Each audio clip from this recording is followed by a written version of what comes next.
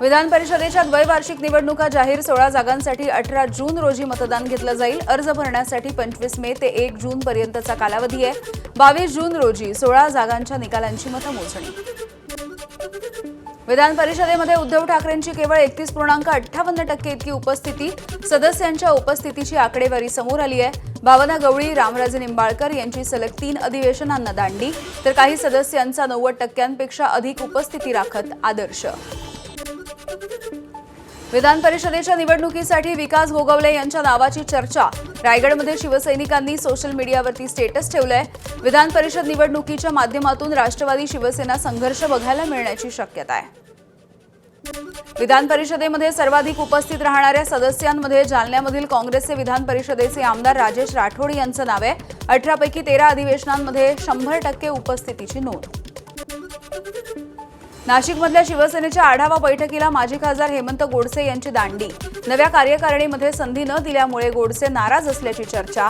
संघटना बांधणीसाठी श्रीकांत शिंदे आजपासून लोकसभा मतदारसंघनिहाय बैठक घेत असताना गोडसे गैरहजर आहेत। जलसंपदा मंत्री गिरीश महाजन यांच्या 66व्या वाढदिवसाच्या निमित्ताने जळगावमधल्या शिवतीर्थ मैदानावरती 66 फुटांचं कटआउट लावण्यात आलं। वाढदिवसाला बॅनरबाजी न करता सामाजिक उपक्रम राबवण्याचं महाजन यांचं आवाहन। मनपाच्या स्थायी समितीच्या सभेमध्ये छत्रपती संभाजीनगर विरुद्ध औरंगाबाद हा वाद पेटलाय। एमआयएम नगरसेवकाकडून औरंगाबाद असा उल्लेख होता सभापती आक्रमक झाले। छत्रपती संभाजीनगर म्हणणं म्हणजे हुकुमशाही असल्याचं एमआयएमच्या नगरसेवकाचं विधान, तर औरंगाबाद बोलल्यास सभापतींकडून कारवाई करण्याचा इशारा। मुंबई महानगरपालिका निवडणूक 2026 वादाच्या भोवऱ्यात सापडतेय। तब्बल 79 नगरसेवकांच्या निवडीच्या विरोधात न्यायालयामध्ये याचिका।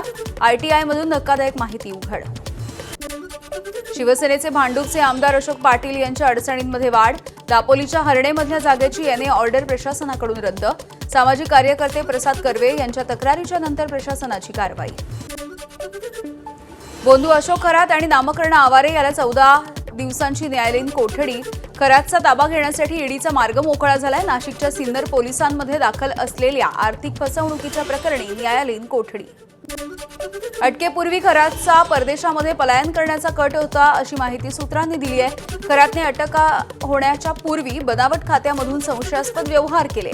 3 महिन्यांमध्ये बेनामी खात्यामधून 52 कोटी रुपये काढण्याचा कट असल्याची देखील माहिती आहे।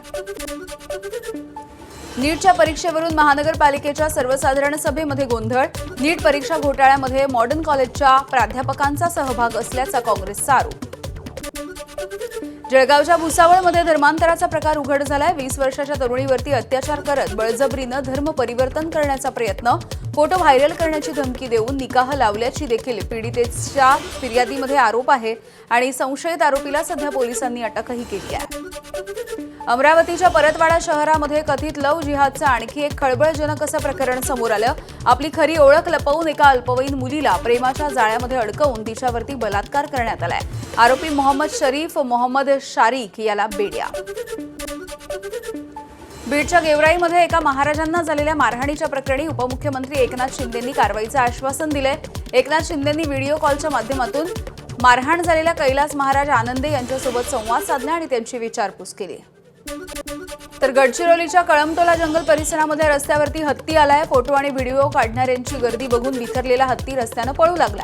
हा सगळा थरार कॅमेरामध्ये कैद झालाय। अमरावतीमध्ये उष्णतेची लाट कायम। शहराचा पारा 45.6 अंशांवर, तर 30 मे पर्यंत अमरावतीचा पारा चढताच राहणार असल्याचा हवामान खात्याचा अंदाज। अकोल्यामध्ये पारा 45.2 अंशांपर्यंत गेलाय। पुढचे 2 दिवस तापमान आणखी वाढण्याचा अंदाज आहे। वाढलेल्या तापमानाचा परिणाम अकोल्यामधल्या जनजीवनावर।